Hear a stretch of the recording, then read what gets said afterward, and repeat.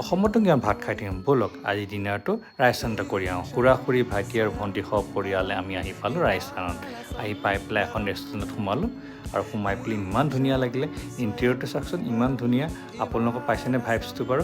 ৰাজস্থানৰ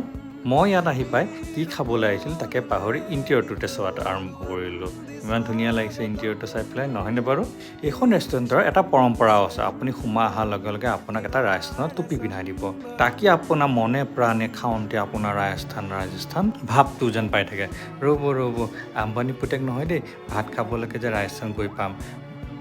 মোৰ নিচিনাকৈ টকা পইচা হ'ব যোনে ৰাজস্থান যাব পৰা নাই তেওঁলোকৰ কাৰণে কৈ দিছোঁ এইখন ৰেষ্টুৰেণ্ট আমাৰ উলুবাৰীতে আছে পিয়'ৰ ভেজ ৰেষ্টুৰেণ্ট আপোনাৰ সপৰিয়ালে আহি এবাৰ ৰাজস্থানৰ অনুভৱটো পাব পাৰে ইয়াতে আৰু পাৰ্ট 2টো আহিব বাকী আছে পাৰ্ট 2ত আপোনালোকে চাব পাৰিব কি খালোঁ এইটো আৰু ইণ্টাৰেষ্টিং হ'ব গৈ আছে so' please subscribe the channel thanks for ৱাটছিং